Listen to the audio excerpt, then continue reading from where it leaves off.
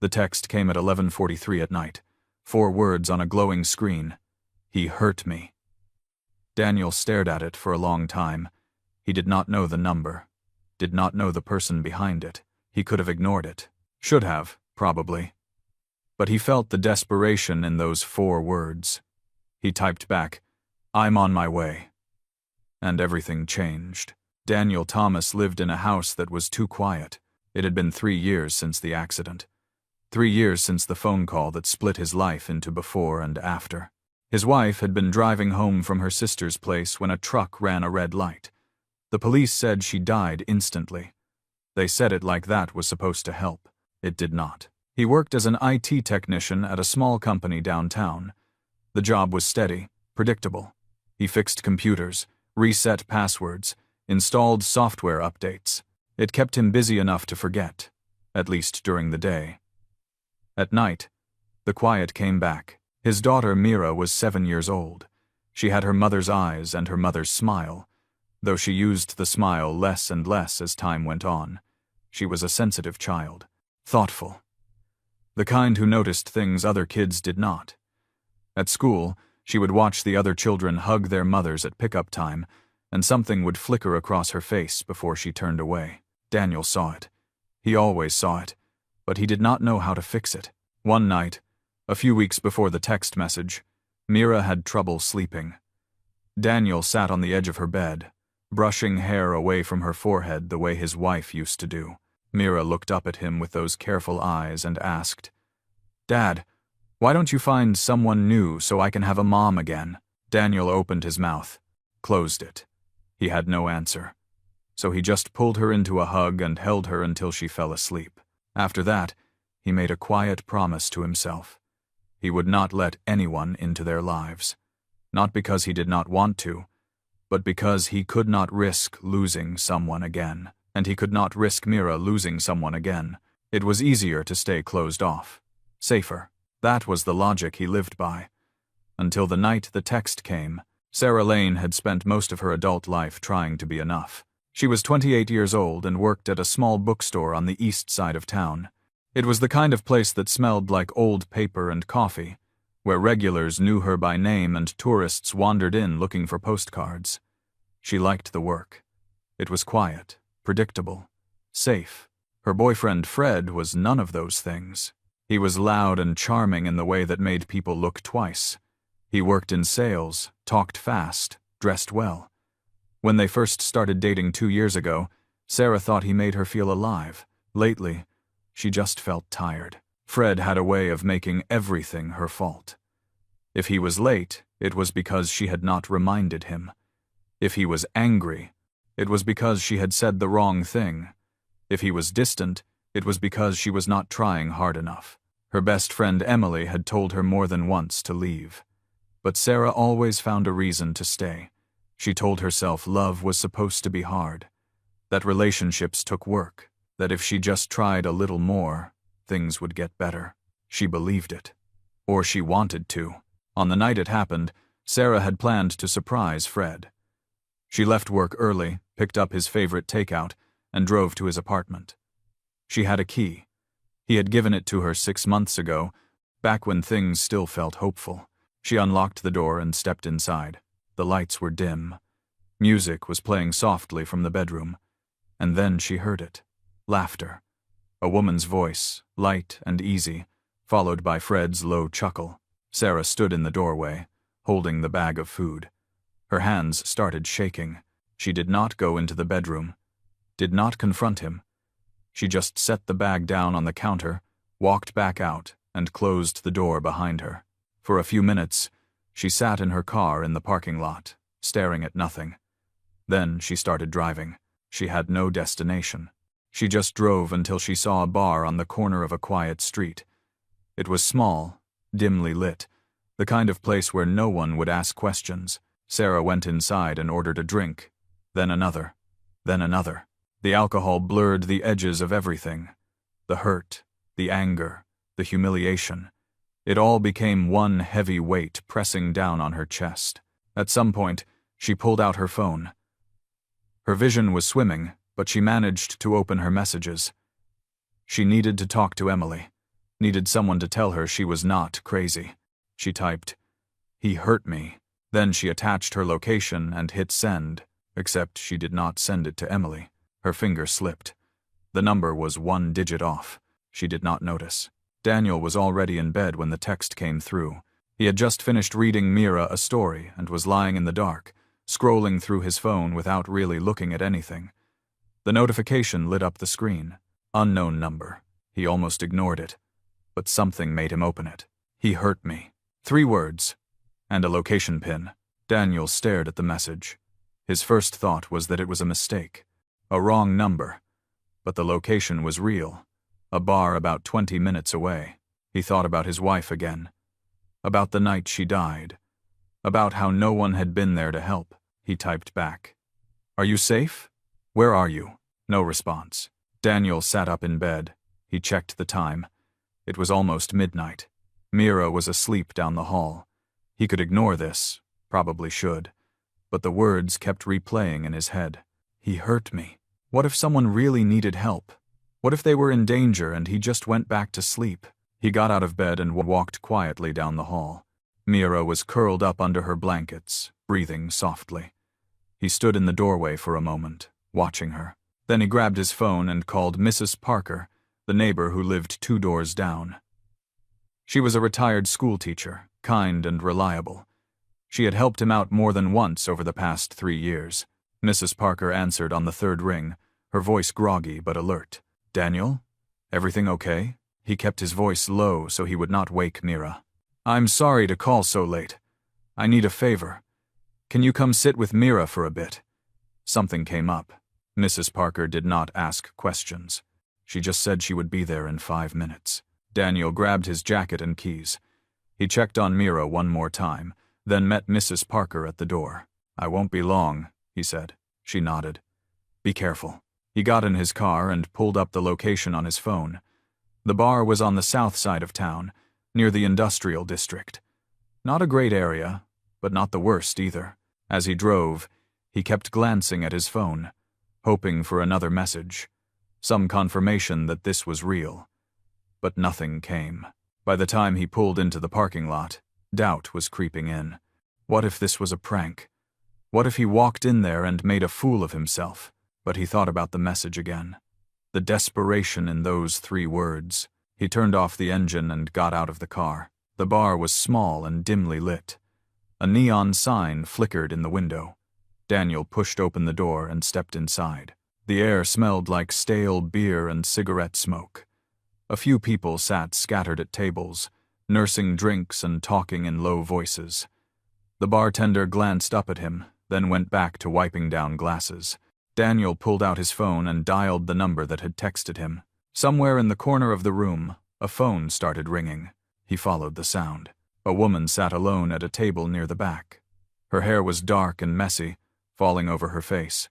She wore a wrinkled shirt and jeans, and her hand was wrapped around an empty glass. Her phone was on the table, buzzing and lighting up. She raised her head slowly, squinting at the screen. Then she grabbed the phone and answered it without really looking. "Hello?" Daniel stood a few feet away, phone still pressed to his ear. "Hi, I'm the person you just texted." Sarah blinked at him. Her eyes were red and unfocused. She tried to stand up, swayed slightly, then sat back down. "I didn't text anyone," she said. Her words were slurred, heavy. Daniel held up his phone, showing her the message. "You sent this, about 20 minutes ago." Sarah stared at the screen. Her face went pale. She glanced down at her own phone, scrolling through her messages. Then she put a hand over her mouth. "Oh my God, I'm so sorry. I thought I was texting my friend. I didn't mean to." Her voice cracked. Tears started spilling down her cheeks. Daniel sat down across from her. "It's okay. Are you all right?"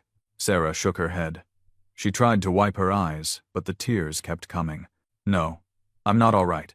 I'm really not." Daniel did not push. He just sat there, waiting. After a moment, Sarah started talking.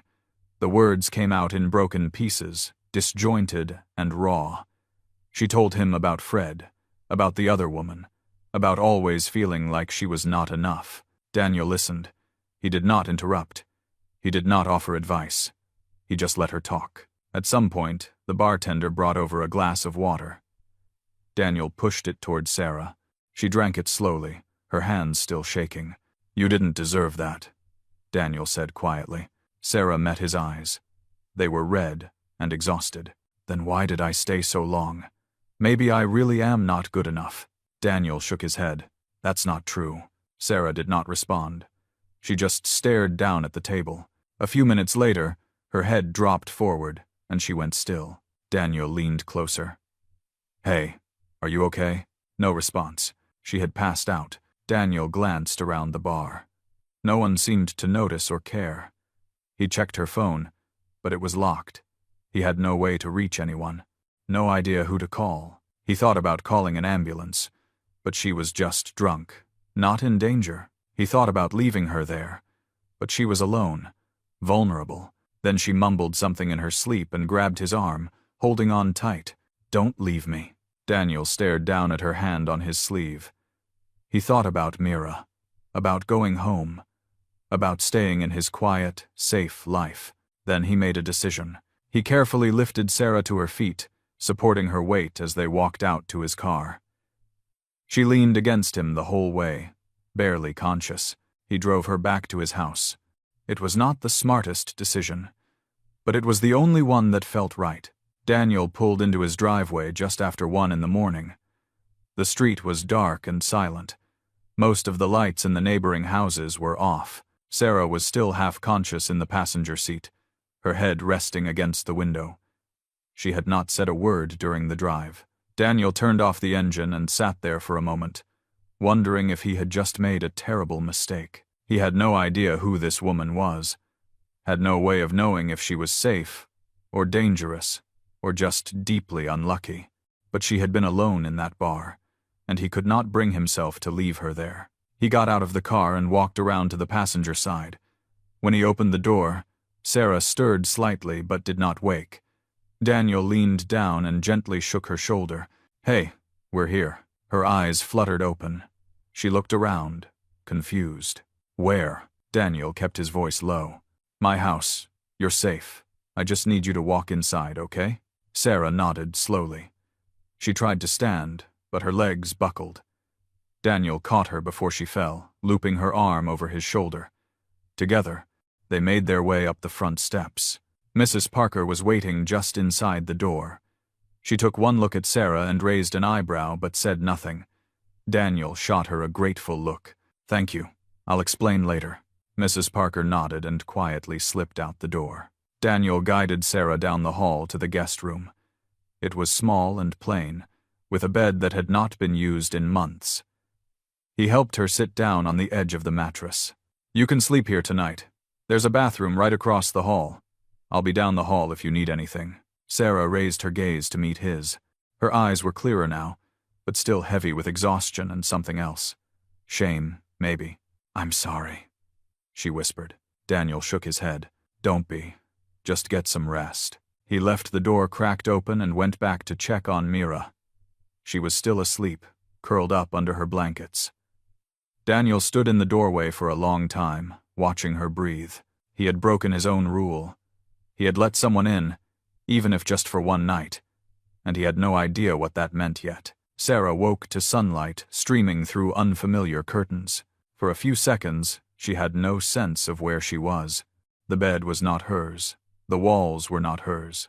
The faint smell of coffee drifting in from somewhere was not hers. Then the memories came flooding back. Fred. The bar. The stranger who had come to find her. Sarah sat up quickly, her head pounding. She glanced down at herself. She was still wearing the same clothes from last night, wrinkled and smelling faintly of alcohol. Her phone was on the nightstand. She grabbed it and checked the time. 8:30 in the morning. Her stomach twisted. She had no clear memory of how she had gotten here, no certainty whose house this was. She vaguely remembered a man with kind eyes, but everything else was a blur. Sarah stood up carefully and opened the bedroom door. The hallway was quiet. She walked slowly toward the sound of movement coming from the kitchen. When she turned the corner, she froze. A little girl was sitting at the kitchen table, drawing in a coloring book. She had dark hair pulled back in a ponytail and was wearing pajamas with cartoon animals on them. She raised her head when Sarah entered, and her face lit up with a bright, curious smile. "Hi, you're awake!" Sarah's heart jumped. She had not expected a child. "Hi," Sarah said, her voice hoarse. The girl tilted her head. "Are you my dad's new girlfriend?" Sarah's face went hot. No, I'm not. I'm sorry, who are you?" The girl giggled. "I'm Mira. This is my house. Well, me and my dad's house." Sarah glanced around. The kitchen was clean but simple. There were drawings taped to the refrigerator. A single coffee mug sat by the sink. On the wall near the table, there was a framed photo of a man holding a little girl. The man looked familiar. Sarah stepped closer to the photo. The man was smiling, but it was the kind of smile that did not reach his eyes. Next to him in the photo was a woman, but her face had been blurred out, as if someone had tried to erase her but could not quite finish the job. That was when Sarah remembered. The man from the bar, the one who had come to find her. "Is your dad here?" Sarah asked. Mira shook her head. "He went to work. He always leaves early." Sarah felt a wave of embarrassment wash over her. She had passed out in a stranger's house, and now she was alone with his daughter. This was wrong. She should not be here. "I should go," Sarah said quickly. Mira's face fell. "Already? But you just woke up. Don't you want breakfast?" Sarah studied the little girl. There was something fragile in her eyes, something that reminded Sarah of herself at that age. The kind of loneliness that made you hold on to anyone who paid attention. "Did you eat yet?" Sarah asked. Mira shrugged. "Not really. Dad left me some cereal, but I don't really like cereal." Sarah glanced at the cupboard. She should leave.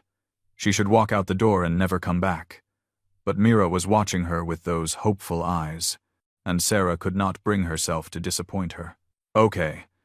How about I make you something?" Mira's face lit up. "Really?" Sarah nodded. "Yeah, but just breakfast. Then I have to go." Mira clapped her hands together. "Thank you." Sarah spent the next hour in the kitchen, making scrambled eggs and toast. Mira sat at the table, talking non-stop. She told Sarah about school, about her favorite books, about how her dad always burned the toast because he forgot to check it.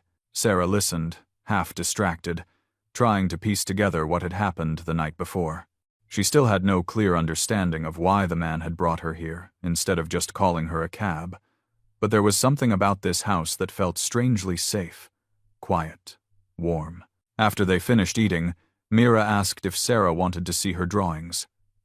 Sarah said yes, even though she knew she should leave.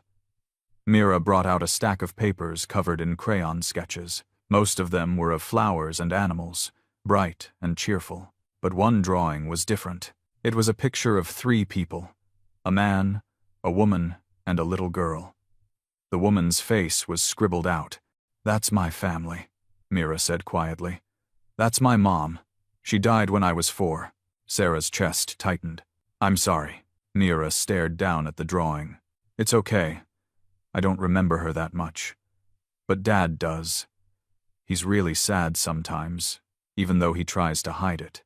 Sarah had no words, so she just put a hand on Mira's shoulder. They spent the rest of the morning cleaning up the kitchen together.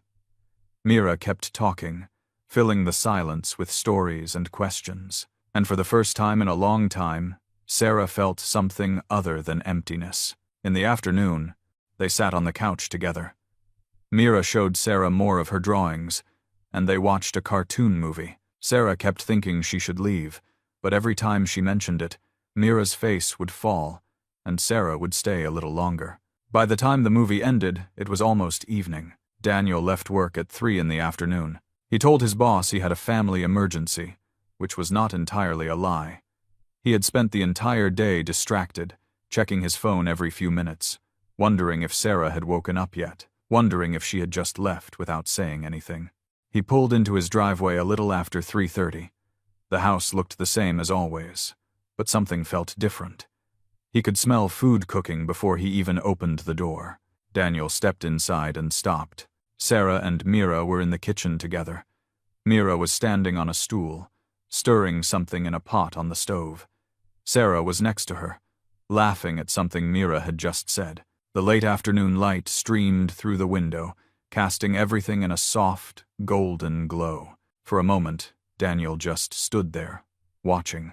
It had been 3 years since this house had felt like this. Warm, alive. Without thinking, he pulled out his phone and took a picture. The shutter sound gave him away. Sarah turned around, her smile fading into surprise.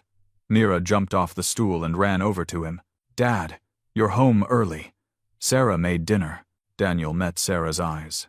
She looked embarrassed, tucking a strand of hair behind her ear. "I'm sorry. I should have left this morning. Mira asked me to stay, and I didn't think you'd mind." Daniel shook his head. "I don't mind." Sarah relaxed slightly. "I made spaghetti. I hope that's okay." Daniel set his bag down by the door. "It's more than okay." Dinner was quiet at first. They sat around the small kitchen table, Mira chattering between bites. Daniel ate slowly, stealing glances at Sarah across the table. She looked different in the daylight, calmer, less broken. At one point, Mira asked Sarah if she had a boyfriend. Sarah's face went pale, and she set down her fork. "Not anymore." Mira frowned. "Did he do something bad?" Sarah stared down at her plate. "Yeah, he did." Mira reached over and patted Sarah's hand. "My dad says people who do bad things don't deserve second chances. Right, Dad?" Daniel's eyes met Sarah's for a brief second, and something unspoken passed between them. "That's right," Daniel said quietly. After dinner, Sarah insisted on doing the dishes. Daniel stood in the doorway, watching her.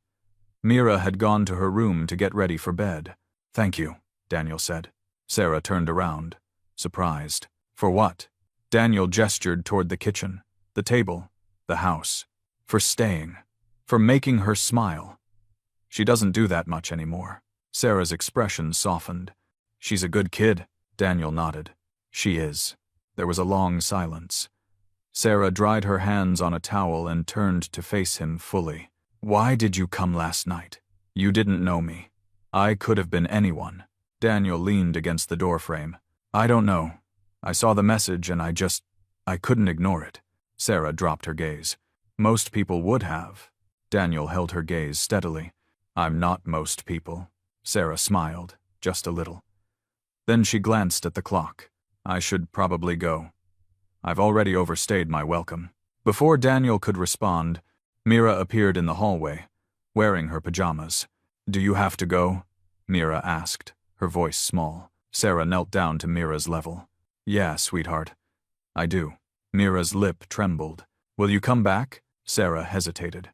She raised her eyes to Daniel, as if asking for permission. He gave a small nod. "Maybe," Sarah said gently. "If your dad says it's okay." Mira turned to Daniel. "Please, Dad." Daniel studied his daughter. Then Sarah. He thought about the promise he had made to himself 3 years ago. The one about not letting anyone in. But Mira had smiled more today than she had in months. And Sarah had filled the house with something it had been missing for a long time. "Yeah," Daniel said. "You can come back." Mira threw her arms around Sarah's neck. Sarah hugged her back, her eyes glistening. When Sarah finally stood to leave, Daniel walked her to the door. She turned back one last time. "Thank you. For everything." Daniel nodded. "Take care of yourself." Sarah gave him a small, sad smile. "I'll try." She walked down the front steps and disappeared into the night. Daniel stood in the doorway for a long time, watching the empty street. Behind him, Mira tugged on his sleeve. "I like her, Dad." Daniel glanced down at his daughter. "Yeah, me too." Over the next few days, Daniel could not stop thinking about Sarah. He had no way to contact her, had no idea where she lived or worked. But he kept replaying that night in his head, the way she had looked so lost in the bar, the way she had smiled at Mira over breakfast, the way she had said thank you before she left. On the third day, his phone buzzed with a text from an unknown number. "Hi, it's Sarah. Mira gave me your number before I left. I hope that's okay." Daniel stared at the message for a long time. Then he typed back, "It's okay. How are you?" Her response came quickly. "Better. Thank you for asking." And thank you again for that night. I don't know what I would have done if you hadn't come. Daniel sat down on the couch. You would have figured it out. You're stronger than you think. There was a long gap before her next message appeared. I don't feel very strong. Daniel thought about what to say. He thought about his wife. About the years he spent pretending he was fine when he was not. Strength isn't about not falling apart. It's about getting back up after you do. Another gap. Thank you. I needed to hear that. They kept texting after that. Small things at first. How are you? How's Mira? How's work? But slowly, the messages became longer, more honest. Sarah told him about the bookstore, about how she had always wanted to write but never felt good enough. Daniel told her about his job, about how he had stopped dreaming about anything beyond the next day. One night, Sarah asked if she could visit Mira again. Daniel said yes. She came over on a Saturday afternoon. Mira ran to the door when she arrived, throwing her arms around Sarah's waist. Sarah laughed, a real laugh this time, and Daniel felt something shift in his chest. They spent the afternoon baking cookies. Mira got flour everywhere, and Sarah helped her clean it up. Daniel stood in the doorway, watching them. At one point, he pulled out his phone and took another picture. This time, Sarah saw him. She turned her head, her face flushed from the oven heat, and smiled. Daniel smiled back. Later, after Mira had gone to bed, Sarah and Daniel sat on the front porch. The night was cool and clear. The stars scattered across the sky. She really loves you, Sarah said quietly. Daniel turned toward her. She loves you too. Sarah shook her head. She doesn't even know me. Daniel faced her fully. She knows enough. Sarah studied her hands. I'm scared I'm going to mess this up. That I'm going to let her down. Let you down. Daniel reached over and gently took her hand. You won't. Sarah's eyes met his. There were tears in them. How do you know? Daniel squeezed her hand. Because you're here. That's enough. They sat there in silence for a long time, holding hands under the stars. And for the first time in 3 years, Daniel felt something he thought he had lost forever. Hope. 3 weeks passed, and Sarah found herself at Daniel's house almost every other day. She had not planned it that way. After that first Saturday, Mira had asked when she would come back. Then she asked again, and again. Each time, Sarah found it harder to say no. The truth was, she did not want to say no. Being with them felt different from anything she had known. There was no pressure to be perfect, no fear that one wrong word would set everything off. Daniel and Mira just let her be herself, and that was something Sarah had forgotten how to do. But the closer she got, the more the doubt crept in. Late at night, when she was alone in her apartment, Sarah would stare at the ceiling and ask herself the same questions over and over. Was she just running from one broken situation into another? Was Daniel only being kind because he felt sorry for her? Was she fooling herself into thinking she deserved this? And then there was the photo on the wall. The woman whose face had been blurred out but never fully erased. Sarah had seen Daniel glance at it sometimes when he thought no one was watching. His expression would go distant, and she wondered if he was comparing her to someone she could never measure up to. One night, Sarah was sitting on her couch when her phone rang. The name on the screen made her stomach drop. Fred. She stared at it for a long time. Then, against her better judgment, she answered, "What do you want?" Fred's voice was smooth, apologetic. "Sarah, I've been trying to reach you for weeks. Can we talk?" Sarah closed her eyes. "There's nothing to talk about." Fred sighed on the other end. "Come on, don't be like that. I made a mistake, okay? I know I did, but we can fix this. We always do." Sarah felt something tighten in her chest. She thought about all the times she had believed him before, all the times she had convinced herself things would be different. "No, Fred, we can't." There was a long silence. "Is there someone else?" Fred asked, his tone shifting. "Is that what this is about?" Sarah thought about Daniel, about Mira, about the way they made her feel like she mattered. "This isn't about anyone else. This is about me finally realizing I deserve better." Fred laughed, but it was bitter. "Better? Sarah, come on. You think you're going to find someone who's going to put up with you? You're not exactly easy to be with." The words hit like a punch. Sarah felt tears sting her eyes, but she forced herself to keep her voice steady. "Goodbye, Fred." She hung up before he could say anything else. For a long time, she sat there in the dark. Her phone clutched in her hand. Fred's words echoed in her head. Maybe he was right. Maybe she was not easy to be with.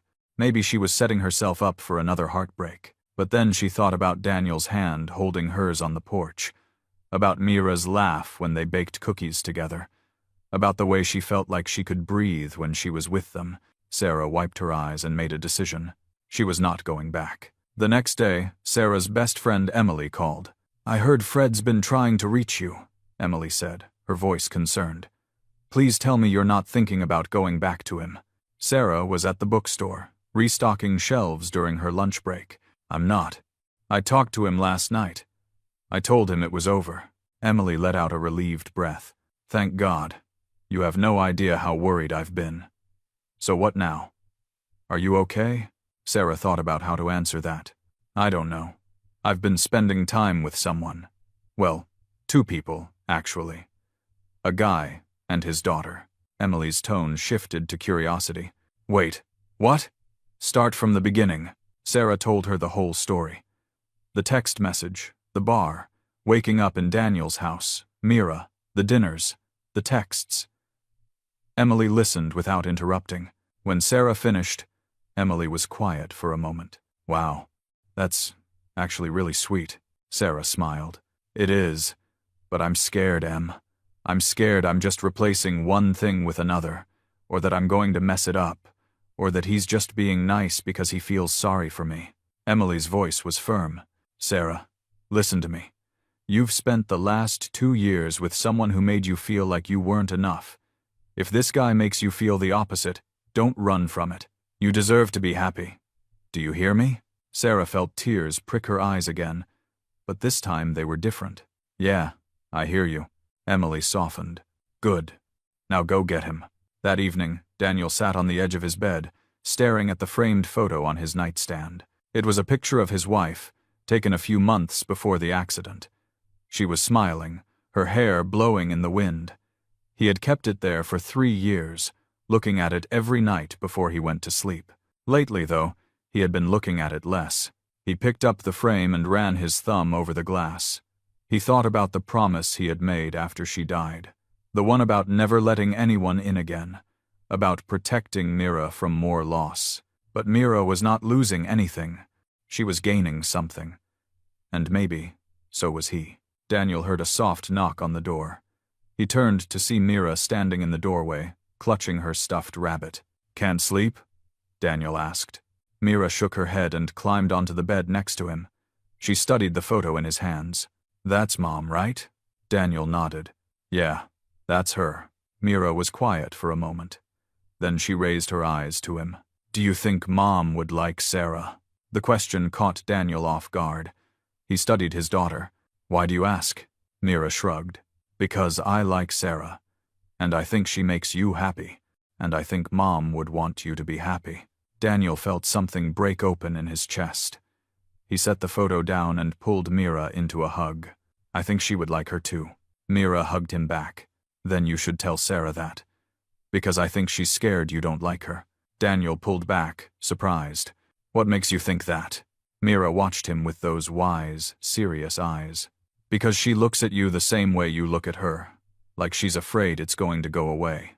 Daniel stared at his daughter. When had she gotten so perceptive? "You're right," Daniel said quietly. "I should tell her." Mira smiled. "Good. Because I want her to stay." Daniel kissed the top of her head. "Me too." The next Saturday, Daniel asked Sarah to meet him at the park near his house. Sarah arrived a few minutes early, her hands shoved in her jacket pockets. It was a cool afternoon, the kind where the air smelled like autumn even though it was still technically summer. She spotted Daniel sitting on a bench near the pond, 2 cups of coffee on the table beside him. When he saw her, he stood up and waved. Sarah walked over, her heart beating faster than it should. "Hi," she said. Daniel smiled. "Hi. I got you coffee. I hope that's okay." Sarah sat down and took the cup. "It's perfect. Thank you. They sat in silence for a moment, watching a family of ducks glide across the water. Finally, Daniel spoke. I wanted to talk to you about something. Sarah's stomach tightened. Okay. Daniel turned to face her. I know this whole thing between us has been complicated, and I know you're probably wondering where this is going, or if it's going anywhere at all. Sarah stared down at her coffee. I have been wondering that. Yeah. Daniel took a breath. My wife died 3 years ago, and for a long time I told myself I would never let anyone into my life again. I thought it was safer that way. For me and for Mira. Sarah's throat tightened. I understand if you... Daniel shook his head. Let me finish. I thought that was what I needed. But then you came into our lives, and everything changed. Mira smiles now. She laughs. She talks about the future, and I realized that I've been doing the same thing. For the first time in 3 years, I feel like I'm actually living again. Sarah raised her eyes to him, shining with unshed tears. Daniel. He reached over and took her hand. I'm not asking you to replace anyone. I'm not asking you to be perfect. I'm just asking you to stay, because I think we're better with you here. I know I am. Sarah felt the tears spill over. She squeezed his hand. I'm scared, she whispered. I'm scared I'm not good enough for you, or for Mira. I'm scared I'm going to mess this up. Daniel shook his head. You're already good enough. You've been good enough since the night I found you in that bar. You just didn't see it. Sarah let out a shaky laugh, wiping her eyes. How do you always know what to say? Daniel smiled. I don't. I'm just telling you the truth. Sarah leaned forward and rested her head on his shoulder. Daniel wrapped his arm around her, and they sat there for a long time, watching the ducks and the water and the world moving around them. Okay, Sarah said finally. I'll stay. 6 months later, Sarah, Daniel, and Mira were back at the same park. Mira was running ahead of them, chasing after a group of kids playing tag. She had grown taller, more confident. Her laughter rang out across the grass, bright and unrestrained. Sarah and Daniel walked side by side, their hands intertwined. Sarah watched Mira with a soft smile. She's so different now, Sarah said. Daniel nodded. She is. You did that. Sarah shook her head. We did that. All of us. Daniel glanced over at her. Do you ever think about that night? The text message? Sarah smiled. All the time. I used to think it was the worst night of my life, but now I think it might have been the best. Daniel squeezed her hand. You know what I think? I think it wasn't a mistake. I think it was supposed to happen. Sarah met his eyes. You really believe that? Daniel nodded. Yeah, I do. Sometimes the right person comes into your life at exactly the right time, even if it doesn't feel like it at first. Sarah leaned her head against his shoulder. I'm glad you came that night. Daniel kissed the top of her head. Me too. Mira ran back over to them, breathless and grinning. Can we get ice cream? Daniel laughed. Yeah, we can get ice cream. The three of them walked toward the ice cream stand at the edge of the park. Mira held both of their hands, swinging between them like a bridge. And as they walked, Sarah realized something. For the first time in her life, she felt like she was exactly where she was supposed to be.